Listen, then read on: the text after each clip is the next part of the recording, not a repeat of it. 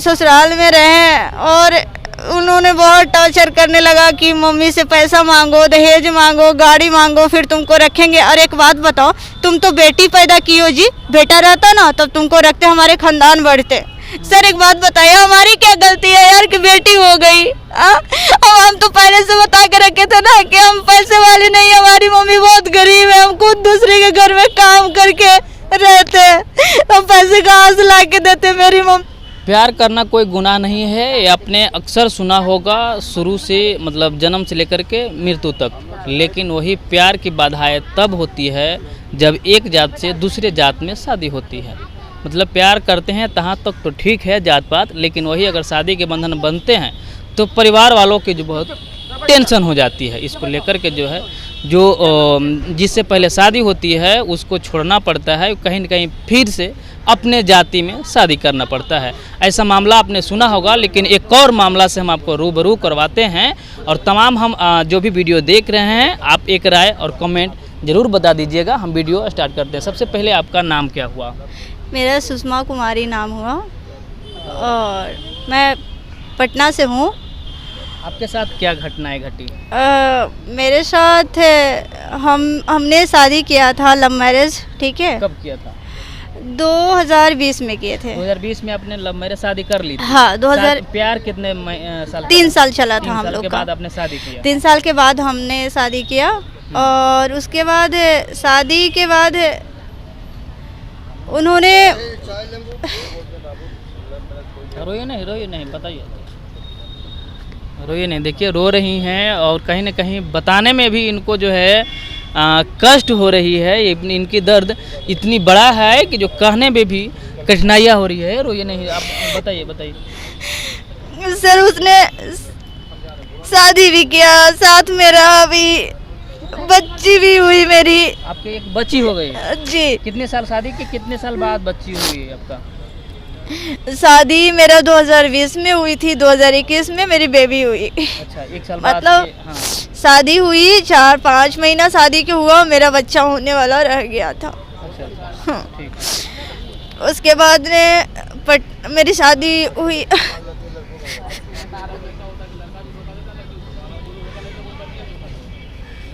बच्चा होने के बाद मतलब हम शादी से पहले भी अपने घर में बता के रखे थे मम्मी को, भाई भाभी बहन सबको कि हम किसी लड़का से प्यार करते हैं, ठीक है।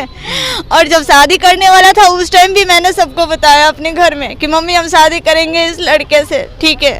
बात भी लड़के को कराया मम्मी से, तो मम्मी पूछी, मम्मी तो मेरी बहुत सीधी है, बहुत हमारे घर में मतलब है ना, बहुत सीधे। मेरी मम्मी बोली कि ठीक है तुम्हारी जहाँ खुशी अगर करना चाहती हो तो ठीक है, कोई बात नहीं। लेकिन हम बोला, और फिर लड़का क्या मेरी मम्मी से बोला कि ठीक है मम्मी हम ना इसको अच्छे से रखेंगे, मतलब अब सोच नहीं सकती हैं कि कितना अच्छे से हम मतलब रख रहे हैं इसको। बहुत मेरी मम्मी को भी बताया, बोला। फिर मैं मम्मी बोला ठीक है। फिर शादी किया मेरे से, टाटा रांची लेके गया था मेरे, टाटा मंदिर में शादी किया। और मैं उस टाइम दूसरे के घर में ही काम करती थी सर, ठीक है। और ऐसा नहीं है कि हम उसको छुपाए कि हम काम नहीं करते। मैं जो करती थी, किसी के यहाँ रह के काम करती थी, 24 घंटा पे रखे हुए थे। उन्होंने मुझे पढ़ाना लिखाना खाना पीना सब करते थे।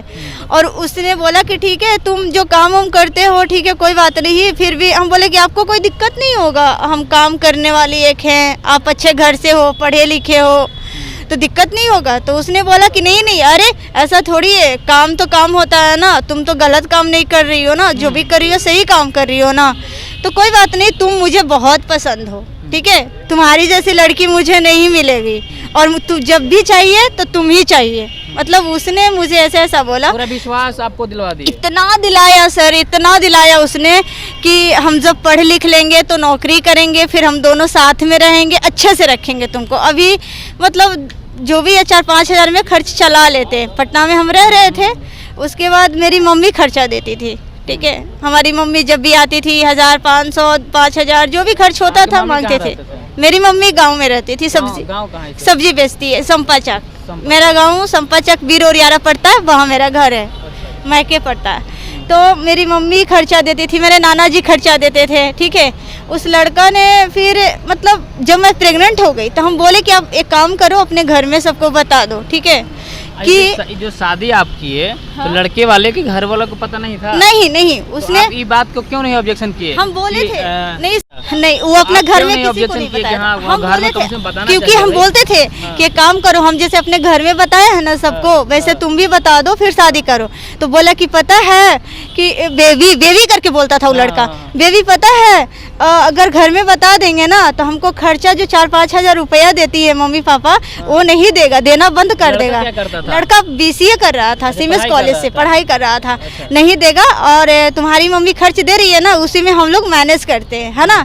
तो बोला कि देखो हम पढ़ लिख लेंगे ना तो तुमको बहुत बढ़िया से रखेंगे और अच्छे से रखेंगे, तो तुम चाहती हो कि हम नहीं पढ़े अब मम्मी को पता चल जाए तो फिर नहीं हम लोग को खर्चा दे, फिर हम लोग 10,000 का महीना कंपनी में कमाएंगे तो तुमको अच्छा लगेगा, ऐसे बोले। तो हमको लगा मेरा पति कहीं ना कहीं ठीक ही बोल रहा है ये बात, है ना, क्योंकि वो मेरे को कुछ भी बोलता था ना सर बहुत अच्छा लगता था, मतलब उम्मीद हो आपके साथ पूरा मतलब हमको लगता था कि सच में सही बोल रहा है, क्योंकि मैं ऐसा नहीं इतना प्यार मैं उससे करती थी जो भी है, अंधा हो गए थे। मैं उसके प्यार में सच में अंधा हो गई थी। अगर पता रहता ना कि ऐसा करेगा मेरे साथ तो मैं दोबारा मतलब ये सब चीजें नहीं करती, क्योंकि मैं पहले से ही इतना अनजाने में ही होती है। जी पहले से ही इतना स्ट्रगल की थी बचपन से। मेरे पापा नहीं, मेरी हम 4 बहन है, मेरी मम्मी सब्जी बेच के बेटी बहन में कितने सबसे मंजली वाली है हम। अच्छा। हाँ उसके बाद मेरी मम्मी खुद दुख मजूरी करके हम लोग को पाली पोसी, हम खुद के दूसरे के घर में खाना बना के हड़िया बर्तन साफ करके खुद का खर्चा चलाया सर।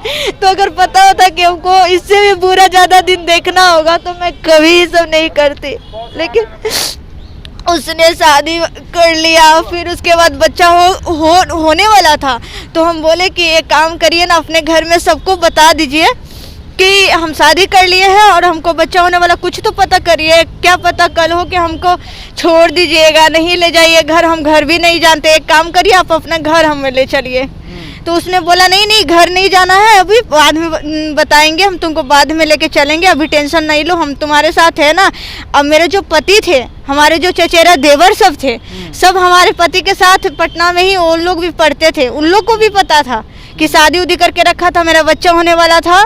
सब उन लोगों ने साथ मेरा पति को देता था कि ठीक है मत बताओ बाद में बताना।